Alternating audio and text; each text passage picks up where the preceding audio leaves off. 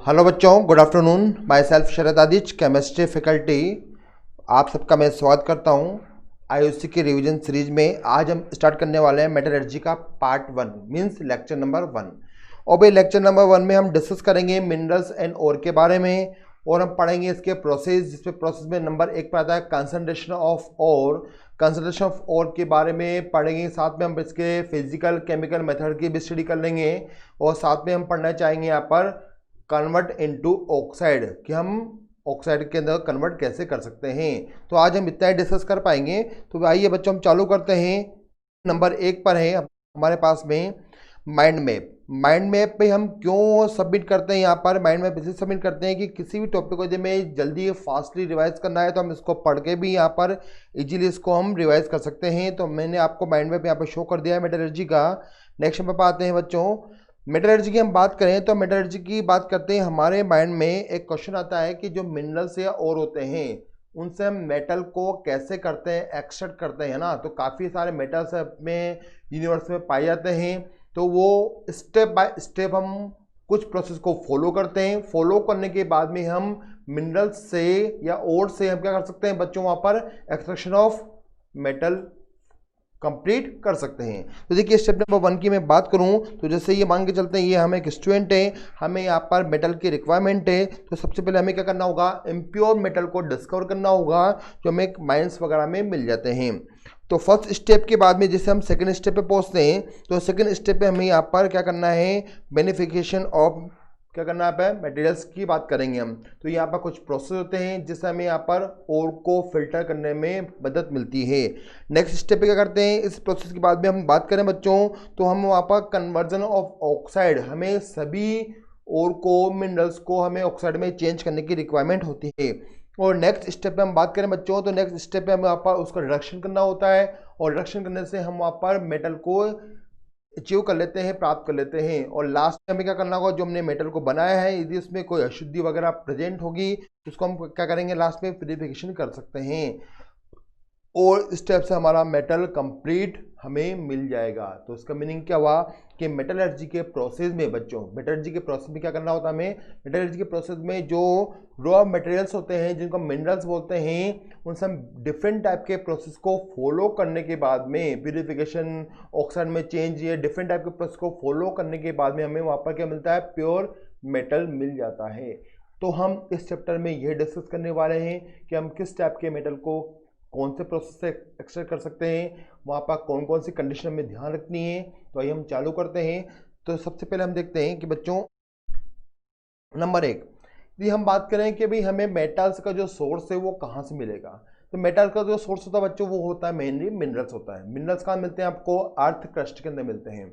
Earth crust में जैसे आपने देखा होगा खान वगैरह होती है हमारे, जैसे हम बात करें बिहार में जमशेदपुर वगैरह है, या आपके और भी कई जगह है जैसे हमने देखा पर स्टील प्लांट होते हैं, तो वहाँ पर है जैसे आयरन, कॉपर, एल्यूमिनियम के क्या करते हैं, वहाँ पर उनको हम अर्थ क्रस्ट से प्राप्त कर लेते हैं। ओके, तो देखिए यहाँ पर हमने बात करी सबसे पहले मिनरल्स की। तो मिनरल्स क्या होते हैं, मिनरल्स भी एक ह्यूज टाइप के स्टोन होते हैं, और उन ह्यूज टाइप के स्टोन में आपको क्या मिलेगा, मेटल मिलेगा। लेकिन आपको क्या करना है बच्चों, काफ़ी मशक्कत करनी पड़ेगी, काफ़ी प्रोसेस को फॉलो करना पड़ेगा, और कई बातों को ध्यान रखना पड़ेगा, तब जाके आपको वहाँ पर मेटल मिल पाएगा।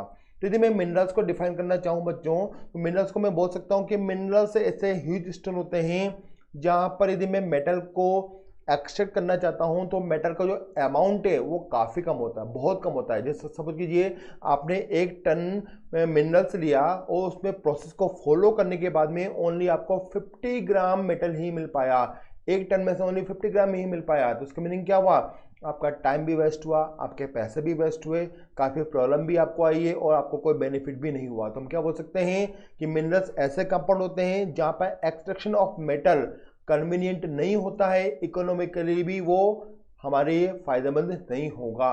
तो मिनरल्स हमें इस टाइप के हम स्टोन को बोल सकते हैं।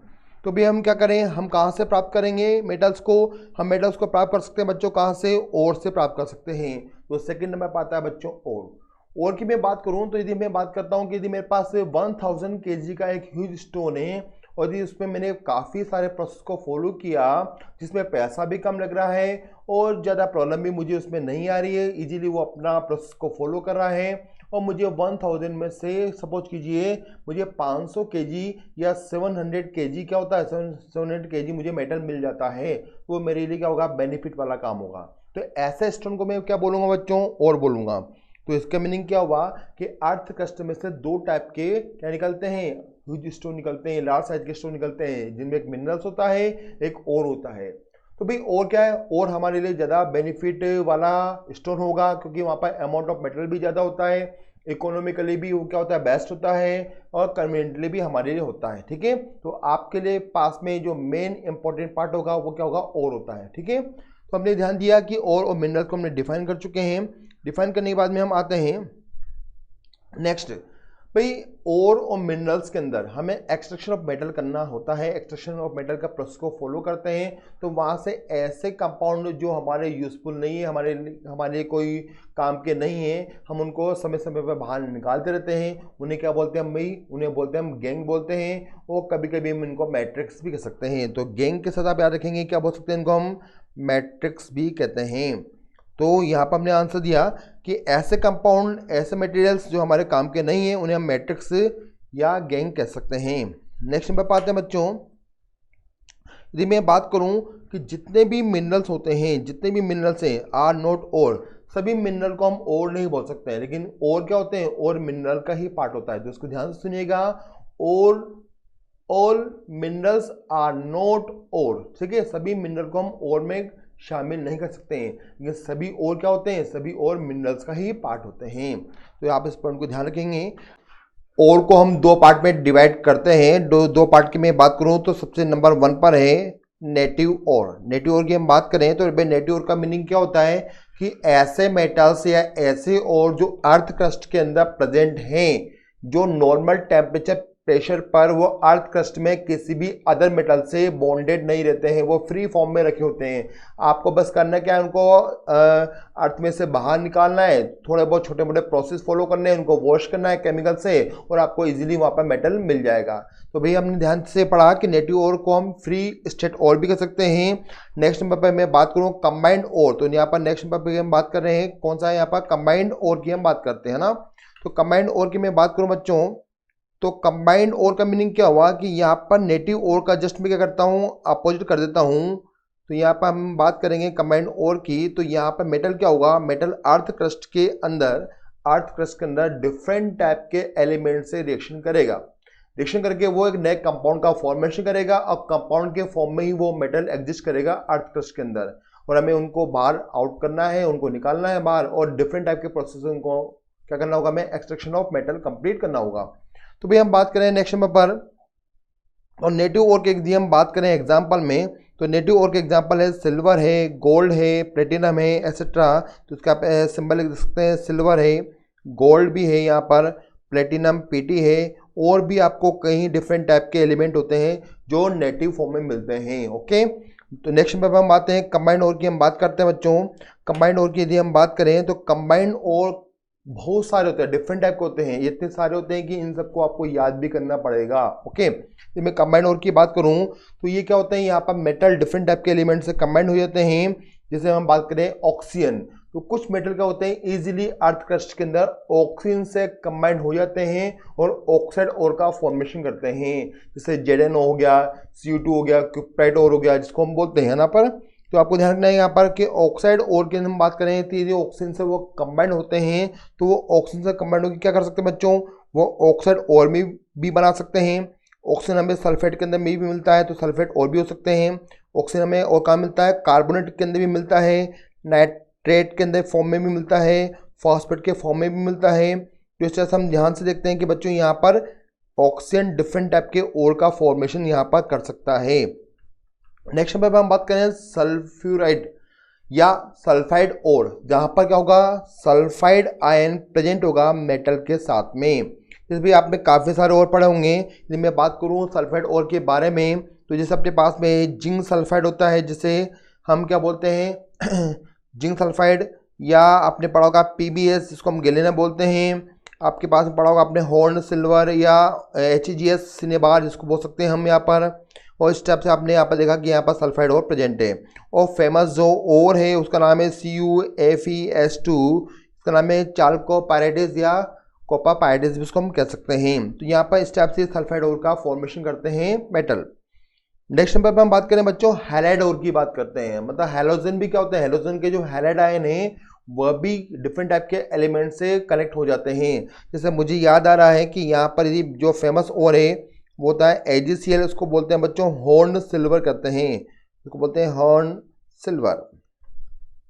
ठीक है, और यदि हम और बात करते हैं तो यहाँ पर हमें मिलेगा, हम बोल सकते हैं KCl.MgCl2 एंड 6H2O, इसका नाम क्या होता है बच्चों कार्नेलाइट। तो इस टाइप से बहुत सारे और ऐसे होते हैं जहाँ पर आपको हैलाइड आयन बॉन्डेड फॉर्म में दिखाई देगा। तो भाई हमने आंसर दिया कि यहाँ पर 3 टाइप के कंबाइंड और को हमने स्टडी किया है, ऑक्साइड और को, सल्फाइड और को और हैलाइड और को हमने यहाँ पर स्टडी किया है। भाई अब आगे बढ़े, अब हम देखते हैं कि हमें कौन कौन से प्रोसेस यहाँ पर फॉलो करने होंगे। भाई तो सबसे पहले आपका काम क्या होगा, सबसे पहले आपका काम होगा कि अर्थ क्रस्ट से जो ह्यूज साइज के स्टोन होते हैं उनको आप आउट करें अर्थ क्रस्ट से, और किसी एक बड़े ट्रक में उनको लेके आप फैक्ट्री तक या जब प्लांट तक पहुंच जाए। ओके, प्लांट तक पहुंचने के बाद आपको वहां पर मेनली 4 या 5 प्रोसेस को फॉलो करना होगा, जिसमें सबसे पहले क्या करेंगे आप ग्राइंडिंग क्रशिंग कर देंगे। फिर ग्राइंडिंग क्रशिंग में क्या करना है, जो ह्यूज साइज का स्टोन था उसको आप छोटे छोटे पार्टिकल में डिवाइड करेंगे। ओके, छोटे छोटे पार्टिकल में डिवाइड करने के बाद उसको ग्राइंडिंग कर देंगे। ग्राइंडिंग करने का मीनिंग क्या हुआ कि उसको आपको बारीक पार्टिकल में उसको पाउडर फॉर्म में कन्वर्ट कर देना है। फिर पाउडर फॉर्म में कन्वर्ट क्यों कर रहे हैं, ताकि उस ओर के अंदर जो मेटल है उसकी रिएक्टिविटी बढ़ जाती है, रिएक्टिविटी बढ़ने से वो इजीली केमिकल से रिएक्शन कर सकता है। ठीक है, तो पहला प्रोसेस क्या होता है वहां पर ग्राइंडिंग एंड क्रशिंग होता है। तो ये तो नॉर्मल एक प्रोसेस हुआ। यदि हम बात करें नेक्स्ट प्रोसेस पर तो हमें क्या करना होगा, अब वो जो पाउडर और आपने तैयार किया है बच्चों, उस पाउडर और में से ऐसे कंपाउंड जो आपको आंखों से दिखाई दे रहे हैं जो आपके यूज में नहीं है, जैसे मान लीजिए छोटे छोटे स्टोन हो गए, या आपके पास में कोई कोक हो गया, कोई कोयले का पार्ट हो गया, कोई लकड़ी के पार्टिकल हो गए, कोई फूल पत्ती के पार्टिकल हो गए, ये जो आपके उस प्रोसेस में काम नहीं आते हैं उनको आप क्या करेंगे आउट करने की कोशिश करेंगे ना। तो हम उसको बोलते हैं, प्रोसेस को बोलते हैं कंसंट्रेशन को इंक्रीज करना, किसकी और की, कहाँ से, पाउडर और से। ठीक है, तो हम बात करें कंसंट्रेशन ऑफ और की, यहाँ पर बात करेंगे।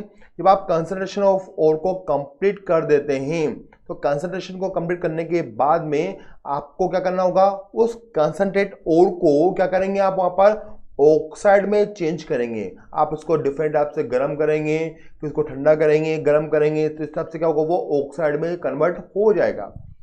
भाई यहाँ तक भी ठीक है कि हमने उसको ऑक्साइड में चेंज कर लिया। अब क्या करना होगा आपको, डिफरेंट टाइप के रिड्यूसिंग जो एजेंट होते हैं उनसे उनकी रिएक्शन करानी पड़ेगी।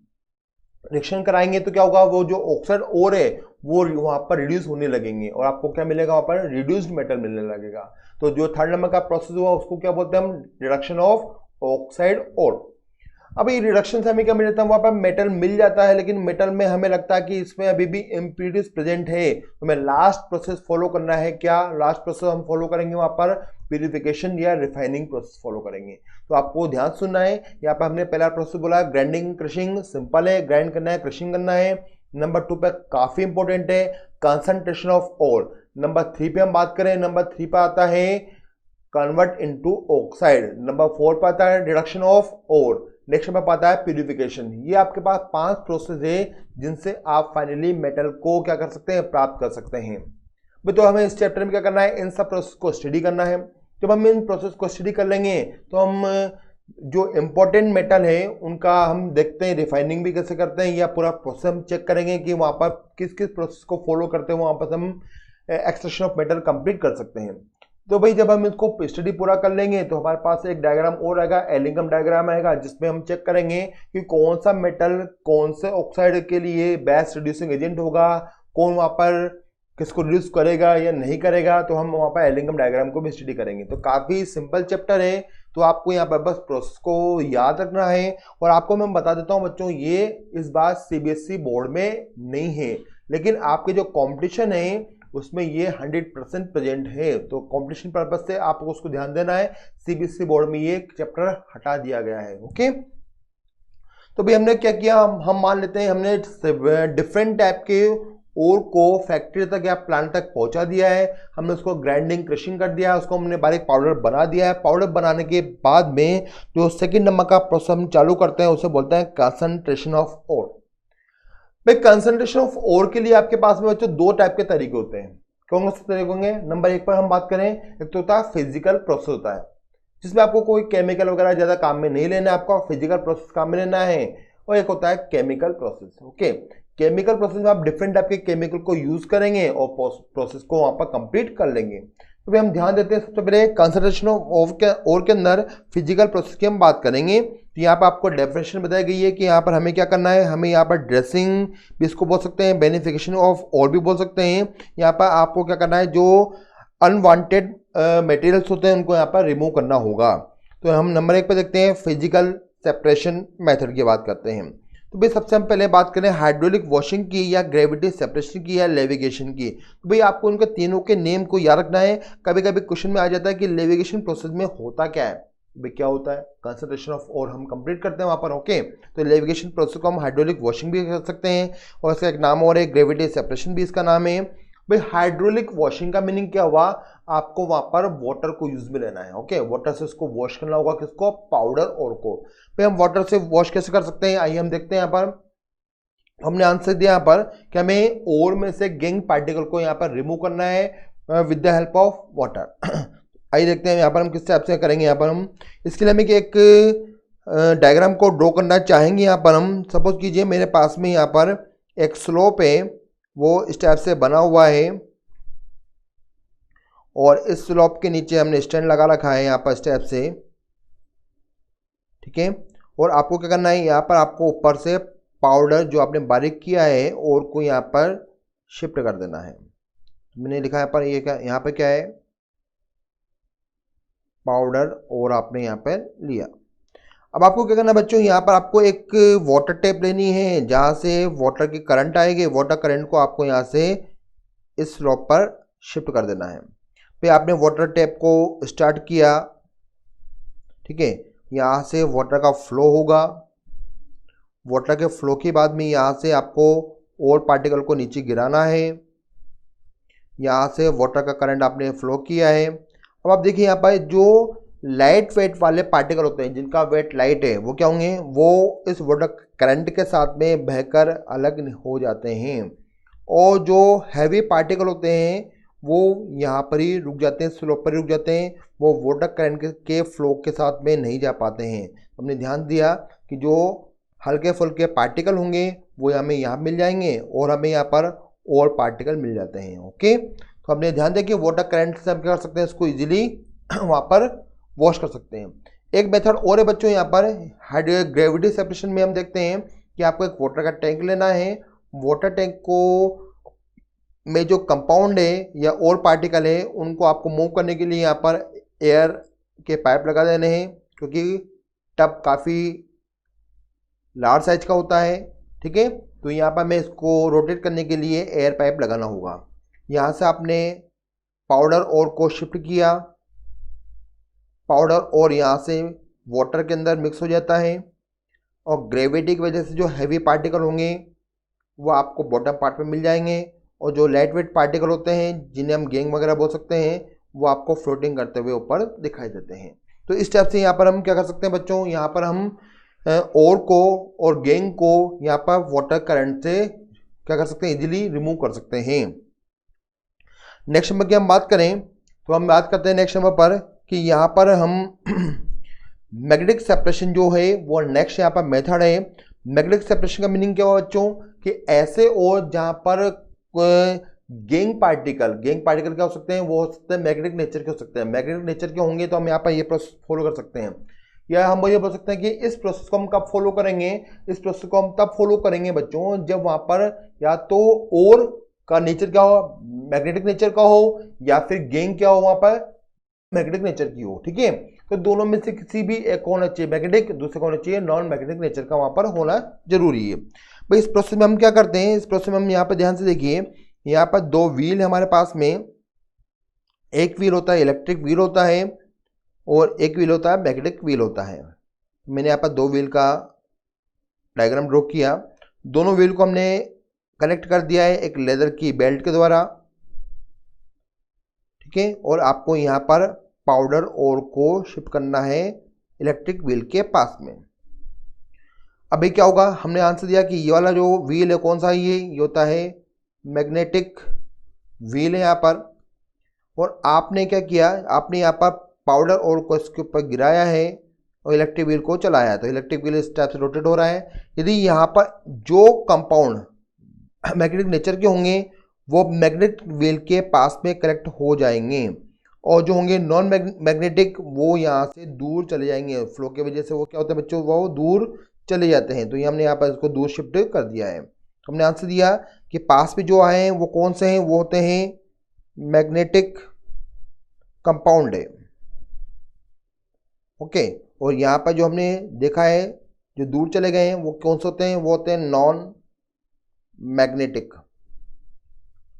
अब एक कंडीशन डिपेंड करती है कि यहाँ पर जो कंपाउंड है वो मैग्नेटिक हो सकता है कि वो और पार्टिकल हो, या फिर वो गैंग भी हो सकते हैं, या उनके अंदर आपने जो देखा नॉन मैग्नेटिक पार्टिकल होंगे, कंपाउंड होंगे, वो हो सकता है मैग्नेटिक, वो क्या हो सकता है, वो और भी हो सकते हैं, या फिर वो गैंग पार्टिकल भी हो सकते हैं। वो डिपेंड करता है कि और के अंदर आपने क्या देखा ध्यान से। तो ये हम एग्जाम्पल देखते हैं। यदि मैं एग्जाम्पल की बात करूँ बच्चों, तो यहाँ पर हमने ध्यान दिया क्रोमाइट ओर की हम बात कर रहे हैं यहाँ पर बच्चों। तो क्रोमाइट ओर किस टाइप का है, यहाँ पर आयरन प्रेजेंट है, तो ये हो जाता है कौन सा, ये हो जाता है मैग्नेटिक ओर हो जाता है। और यहाँ पर मुझे क्या मिलता है, यहाँ पर मुझे मिलता है इसके अंदर क्या मिलती है, यहाँ पर जो अशुद्धि वगैरह है वो मिलती है हमें मैग्नेटिक नेचर की नहीं मिलेगी। कौन सी मिलेगी, वहाँ पर नॉन मैग्नेटिक नेचर की यहाँ पर मिल जाती है। नेक्स्ट नंबर की हम बात करें, यहाँ पर यदि मैं बात करूँ एक और है यहाँ पर सल्यूसाइड या टिन स्टोन भी इसको बोलते हैं। टिन स्टोन के अंदर हमें यहाँ पर जो इम्प्यूरिटीज है वो किसकी मिलती है, वोल्फ्रामाइड की मिलती है। वोल्फ्रामाइड क्या होता है, यहाँ पर मैग्नेटिक नेचर का होता है। तो देखिए ध्यान से मैं बात कर रहा हूँ, यहाँ पर यदि आपके पास में और है SnO2, इसको बोलते हैं हम टिन स्टोन। तो टिन स्टोन का जो नेचर है वो क्या होता है, ये होता है नॉन मैग्नेटिक, ओके। ये तो क्या है, ये तो है मेन ओर का काम कर रहा है। इसके अंदर जो यहाँ पर वोल्फ्रामाइड है FeWO4, इसका नाम लिखा मैंने लिखा वोल्फ्रामाइट, ये क्या होता है बच्चों, ये होता है यहाँ पर इम्प्यूरिटीज होती है। और इसका नेचर क्या होता है, यहाँ पर इसका नेचर होता है मैग्नेटिक। तो भाई आप क्या कर सकते हैं, इस प्रोसेस से इन दोनों को इजीली क्या कर सकते हैं, यहाँ पर सेपरेट कर सकते हैं। तो हमें यहाँ पर और के ऊपर डिपेंड है सारा प्रोसेस की और किस टाइप के नेचर शो करता है यहाँ पर। नेक्स्ट नंबर पर हम बात करें, अगला जो प्रोसेस है यहाँ पर फिजिकल प्रोसेस में वो होता है फ्रोथ फ्लोटेशन प्रोसेस।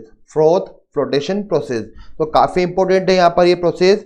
ये प्रोसेस जो बच्चों होता है वो मेनली होता है सल्फाइड ओर के लिए होता है। तो हम लिख देते हैं यहाँ पर only for sulphide ore, only for sulphide ore, okay. Sulphide ore के लिए इसको हम इजीली काम में ले सकते हैं। एग्जाम्पल की मैं बात करूं, यहाँ पर अपने पास गैलेना है, PbS है, यहाँ पर अपने पास में कॉपर पायरिटिस दे रखा है, CuFH2 दे रखा है, जिंक ब्लेंड दे रखा है। तो ये इसके एग्जाम्पल हो जाएंगे क्योंकि यहाँ पर सल्फाइड आयन प्रेजेंट है।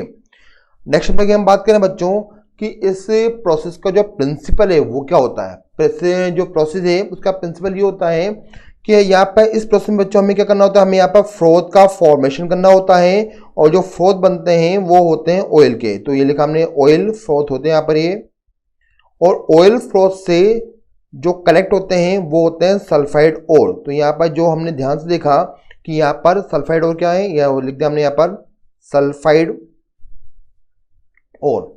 तो जो सल्फाइड ओर होते हैं बच्चों वो उनकी टेंडेंसी शो करते हैं कि वो ऑयल से ही क्या होते हैं, गीले होते हैं, ठीक है। और जो वाटर है, वाटर में गैंग पार्टिकल इजीली क्या हो जाते हैं, मिक्स हो जाते हैं यहाँ पर। तो हम लिखा पाए जो मैट्रिक्स पार्टिकल है, मैट्रिक्स पार्टिकल है वो वाटर में इजीली क्या होते हैं, मिक्स हो जाते हैं, वो वाटर में गीले हो जाते हैं।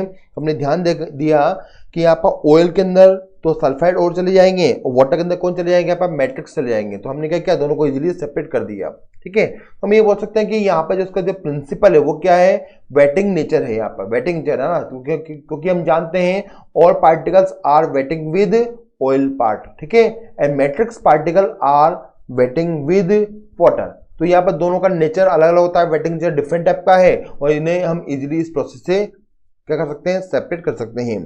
तो भाई आपको इस प्रोसेस में काफ़ी चीज़ें याद रखनी हैं। तो यदि हम बात करें कि कौन कौन से प्रोसेस में यहाँ पर कौन कौन से स्टेप याद रखनी होगी, तो आइए नंबर 1 पे देखते हैं हम। नंबर 1 पर हम बात करें फ्रॉथर। भाई आपको क्या करना है, आपको एक टैंक लेना है। टैंक के अंदर आपको यहाँ पे क्या करना है, झाग बनाने की रिक्वायरमेंट है।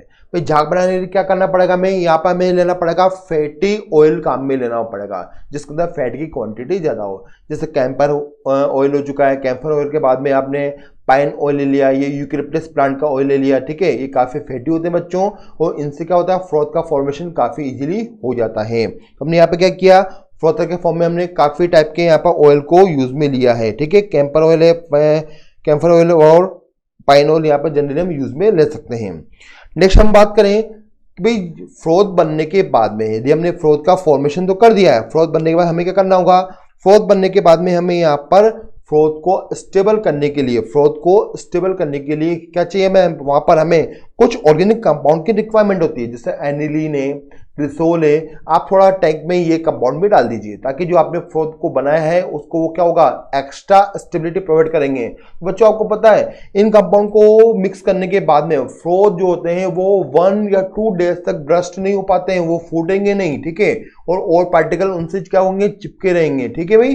तो और को हमने क्या किया, वहां पर स्टेबलाइजर मिलाकर हमने उसको स्टेबल फॉर्म में कन्वर्ट कर दिया है। नेक्स्ट हम बात करें, आपके पास में टैंक है, टैंक में पानी है, पानी में आपने झाग बना दिया है, फ्रॉथ का फॉर्मेशन कर दिया है, उसको आपने स्टेबल भी कर दिया है, उसमें आपने पाउडर और को भी मिक्स कर दिया है जिसके अंदर मैट्रिक्स कंपाउंड मिला हुआ है। भाई हम क्या करेंगे, अब जो मैट्रिक्स कंपाउंड मिला हुआ है उसमें से हम क्या करना चाहेंगे, उसमें से हम वहां पर और पार्टिकल को सर्च करके हमें उसको क्या करना है, चिपकाना है झाग के साथ में, और मैट्रिक्स पार्टिकल है उसको पानी के अंदर क्या करना होगा, हमें मिक्स करना होगा। इसलिए हम क्या काम में लेते हैं, वहां पर कलेक्टर्स को काम में लेते हैं।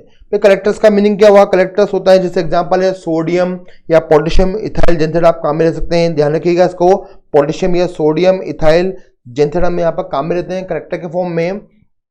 यदि हम बात करें तो कलेक्टर का काम क्या होता है, अभी कलेक्टर क्या होते हैं, एक ऑर्गेनिक कंपाउंड से बने होते हैं, इनमें एल्काइल ग्रुप होता है।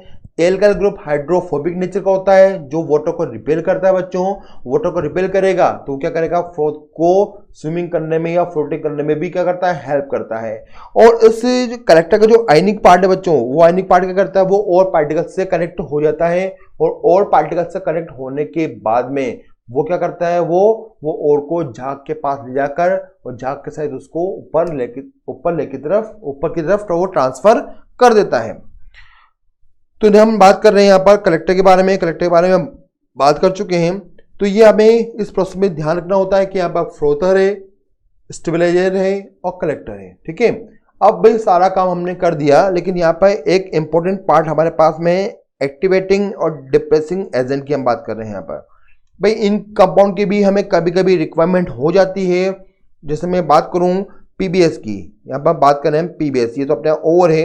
ये हम बात करें गेलेना की, तो गेलेना में बच्चों जो मैट्रिक्स होता है, जो कचरा होता है, वो याद है किसका होता है, वो होता है जिंक सल्फाइड का होता है, ये होता है मैट्रिक्स। तो आप ध्यान से देखिए कि यहाँ पर जो ओवर है वो भी सल्फाइड ओवर है और जो मैट्रिक्स है वो भी सल्फाइड है।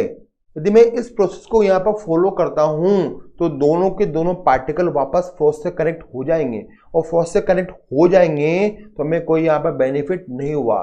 तब हमें क्या करना होगा, वहां पर एक्टिवेटर और डिप्रेसिंग कंपाउंड को यूज में लेना होगा, ठीक है। तो आइए हम डिस्कस करते हैं इनके बारे में कि यदि आपके पास में गैलेना है, एग्जांपल के फॉर्म में हम ध्यान रखेंगे इसको, गैलेना है, पीबीएस है, और यदि उसके अंदर आपके पास में क्या है, वो मैट्रिक्स है वहाँ पर जिंक सल्फाइड की, तो आप इस प्रोसेस को इजीली वहाँ पर यूज में ले सकते हैं, ठीक है। तो हमने एग्जांपल की बात करी है, अब हम प्रोसेस को हम कैसे फॉलो करते हैं आइए हम चेक कर लेते हैं।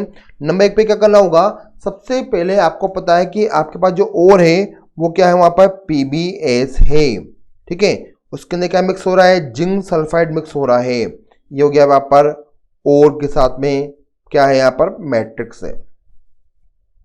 नेक्स्ट, अब आपको वहां पर टैंक में क्या मिक्स करना है, वहां पर आपको डालना है NaCN। NaCN का मीनिंग क्या हुआ, it is a depression compound, ठीक है। डिप्रेशन कंपाउंड मैंने मिक्स किया है जिसका नाम है NaCN। आप ध्यान से देखिए यहाँ पर NaCN की टेंडेंसी होती है कि वो जिंक सल्फाइड से इजीली रिएक्शन कर लेता है, ठीक है, क्योंकि ये मोर आयनिक नेचर का है। भाई जिंक सल्फाइड हो गया यहाँ पर +2 चार्ज में, ये हो गया सेंट्रल मेटल आयन, और जो यहाँ पर Cn है वो बन जाएगा लिगेंड्स बन जाएगा। ठीक है, तो यहाँ पे क्या हुआ, यहाँ पर बच्चों जिंक ने क्या किया, जिंक ने Cn सिलेक्शन किया और एक कॉम्प्लेक्स का फॉर्मेशन कर दिया। तो और हम जानते हैं कि जो कॉम्प्लेक्स कंपाउंड है जो वो आयनिक नेचर के हैं, वो वाटर में क्या होते हैं बच्चों, इजीली सोल्यूबल हो जाते हैं। तो यहाँ पर हमने ध्यान से देखा कि यहाँ पर वो सोल्यूबल हमने कर दिया है, और इस टाइप से हमारे पास में आयन बचे हुए हैं, और पीबीएस पे इसका कोई इफेक्ट नहीं हुआ। पीबीएस अपने फ्रोथ के साथ में कनेक्ट हो जाएगा और ये टैंक से बाहर आता जाएगा।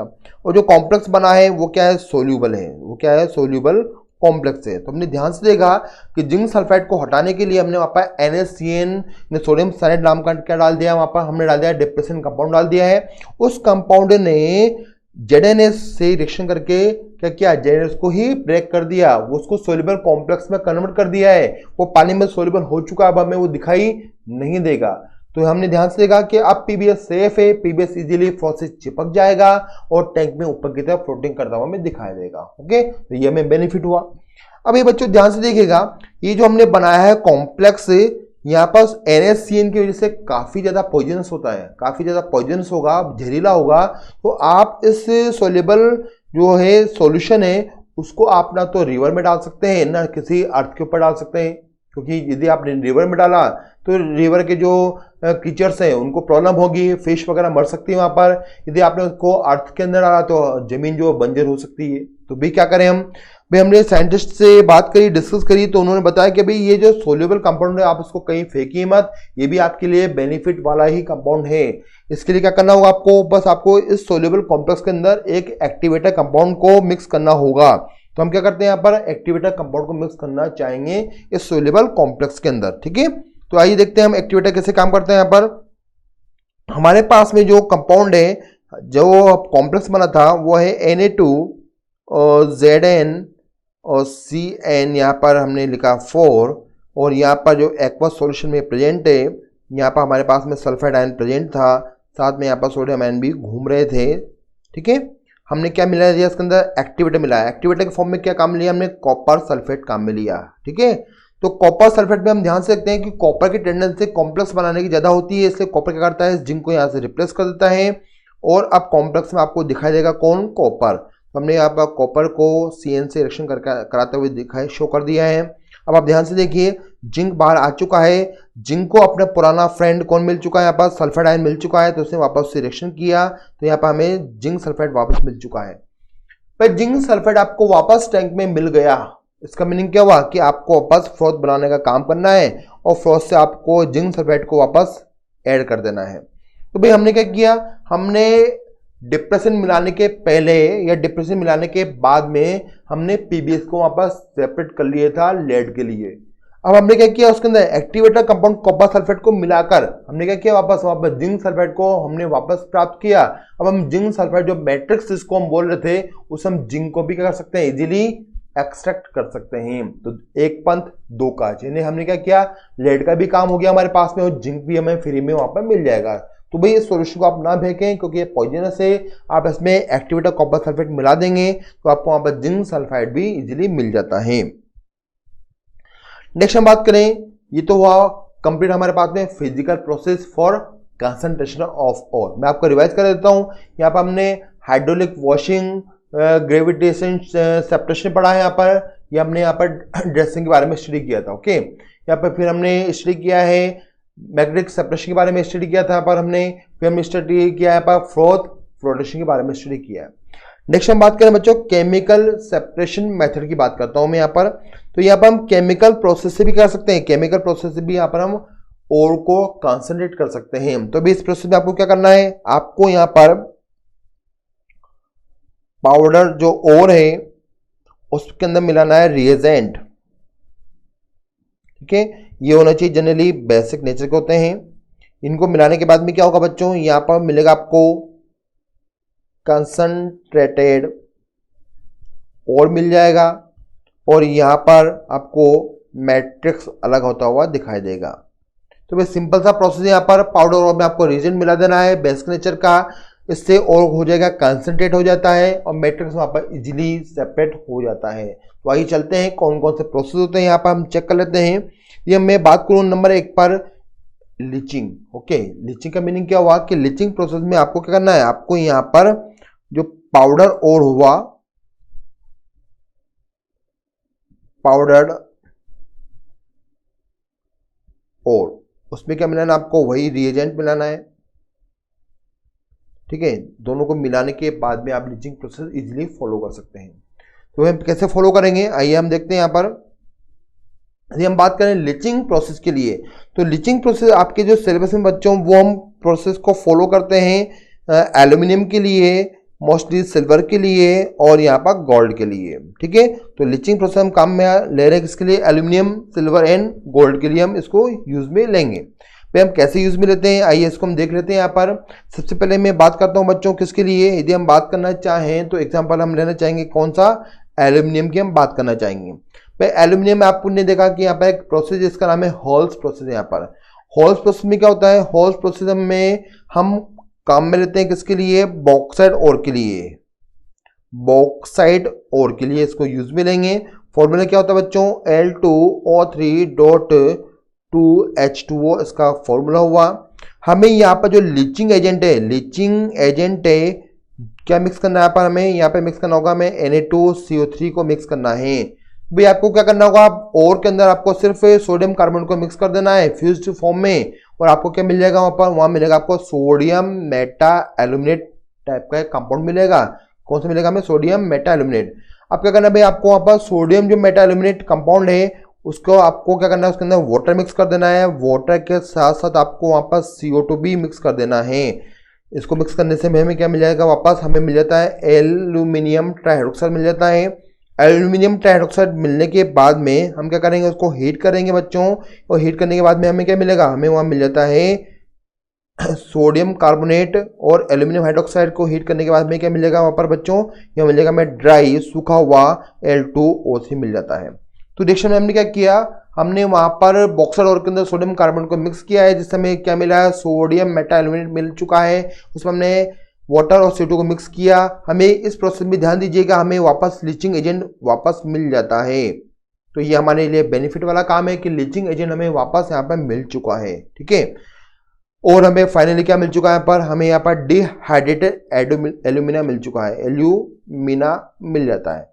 और इस प्रकार से हमने ओर के अंदर से वाटर या मैट्रिक्स को सबको हमने क्या किया, यहाँ पर रिमूव कर दिया है। नेक्स्ट हम बच्चों बात करते हैं सिल्वर के लिए, गोल्ड के लिए। तो काफी फेमस प्रोसेस जिसका नाम है साइनेट प्रोसेस को बोलते हैं। इसका फुल नेम क्या होता है, MacArthur Forrest cyanide process को हम बोलते हैं। ठीक है, ये हम किसके लिए काम लेते हैं, ये हम यूज में लेंगे फॉर सिल्वर एंड गोल्ड के लिए। ठीक है, काफी इंपॉर्टेंट रिएक्शन है, कई बार इसमें से क्वेश्चन आ चुका है, तो इसको आप ध्यान रखिएगा कि ये सिल्वर और गोल्ड के लिए यूज में आती है। ठीक है, हमें क्या करना होगा बच्चों, हमें यहाँ पर हम ध्यान से देखें तो यहाँ पर हमें सबसे पहले जो सिल्वर का ओर है, इसका नाम क्या है, अर्जेंटाइट ओर है, उसके अंदर हमें मिलाना है लीचिंग एजेंट मिला देना है।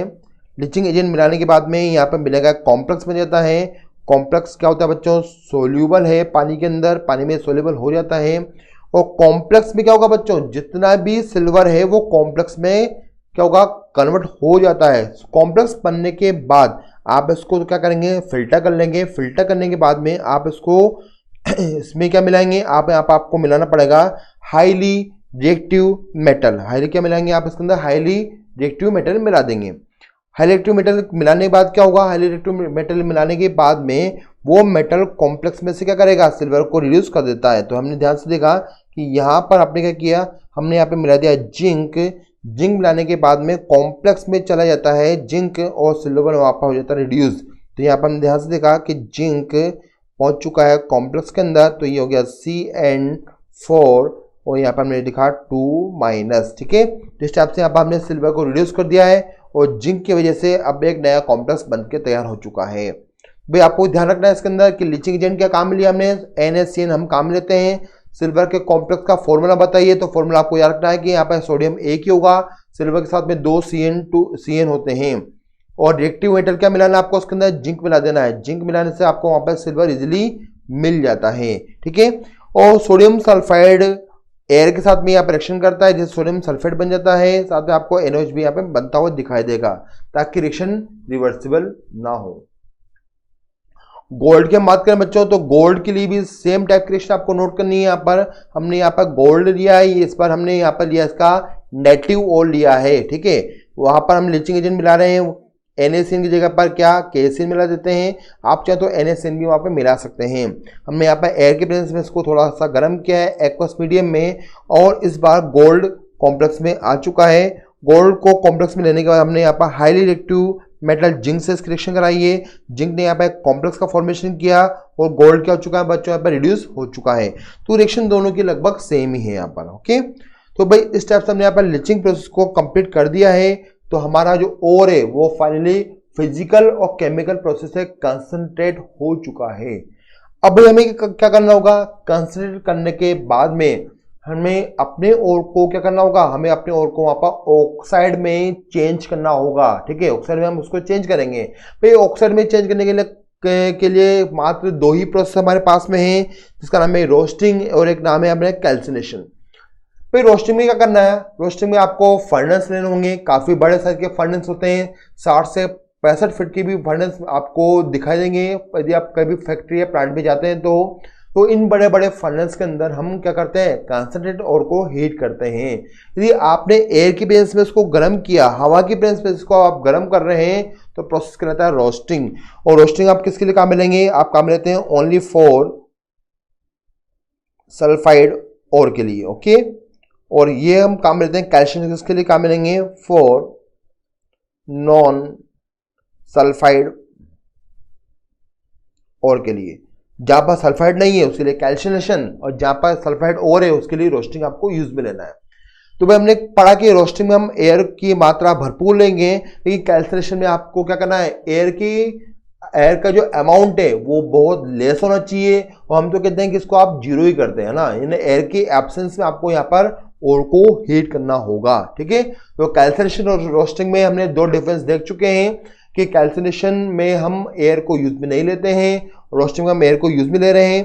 कैल्सिनेशन होता है नॉन सल्फाइड के लिए और रोस्टिंग होता है सल्फाइड ओर के लिए होता है। तो हमने यहाँ पर डेफिनेशन को शो किया यहाँ पर। नेक्स्ट हम बात करें, नेक्स्ट डिफरेंस की बात करें यहाँ पर हम, तो यदि हम बात करें कि दोनों प्रोसेस में हम बात कर रहे हैं, तो वहाँ पर जो सल्फाइड होगा जो मैट्रिक्स के फॉर्म में प्रेजेंट है, वो गर्म करने से वहाँ पे क्या होगा, एसिटो के फॉर्म में यहाँ पर उड़ने लगेगा ना।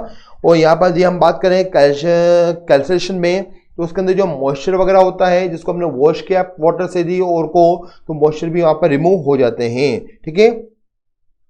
नेक्स्ट हम बात करें कि यदि उसके अंदर कोई ऑर्गेनिक मटेरियल है तो वह भी वहाँ पर डेस्ट हो जाएगा। कोई भी हाइड्रोक्साइड है या कार्बोनेट है वो भी वहाँ पर डिकम्पोज हो जाते हैं और एयर के फॉर्म में उड़ के बाहर निकल जाते हैं। तो यदि हम बात करें रोस्टिंग के अंदर, तो रोस्टिंग में सल्फर जो होता है मैट्रिक्स फॉर्म में वो ऑटो सिलेक्शन करेगा और H2 गैस के फॉर्म में वहाँ पे फ्री हो जाता है।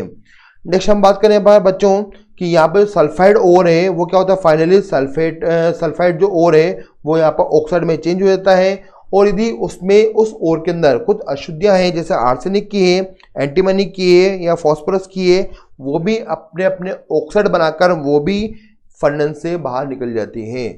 अब आप ध्यान से देखिएगा, दोनों प्रोसेस को में हमने ओर को हीट किया है, ओर को हीट करने से उसमें डिफरेंट टाइप की गैसेस बाहर निकल रही है। यदि ओर में से डिफरेंट टाइप की गैसेस बाहर निकलती है बच्चों, तो जो ओर है वो क्या हो जाता है, पोरस हो जाता है। पोरस का मीनिंग क्या हुआ कि ओर की सरफेस पर छोटे छोटे से पोर्स बन जाते हैं क्योंकि वहां पर से कंटिन्यू गैसेस निकलती जा रही है। तो आपने ध्यान से देखा कि यहाँ पर हम क्या कर रहे हैं, मेनली दोनों प्रोसेस में वहां पर हम इम्पीडेंस को वोलेटाइल बनाकर वोलेटाइल करके वहां पर उसको हम रिमूव करते जाते हैं। जैसे आप देख रहे हैं यहाँ पर एंटीमनी भी अपना ऑक्साइड बनाएगा यहाँ पर और सभी अपने ऑक्साइड बनाकर यहाँ से रिमूव हो जाते हैं। भाई आज का लेक्चर नंबर हमने फिनिश किया। तो लेक्चर नंबर 1 में हमने स्टडी किया है ग्राइंडिंग क्रशिंग के बारे में, कंसंट्रेशन ऑफ ओर के बारे में। कंसंट्रेशन ऑफ ओर दो टाइप का होता है जिसमें हम फिजिकल प्रोसेस काम लेते हैं और केमिकल प्रोसेस काम में लेते हैं, है ना। और नेक्स्ट पढ़ा हमने यहाँ पर कन्वर्ट इनटू ऑक्साइड, जहाँ पर हमने दो प्रोसेस पढ़े हैं, रोस्टिंग एंड कैल्सिनेशन पढ़े हमने यहाँ पर।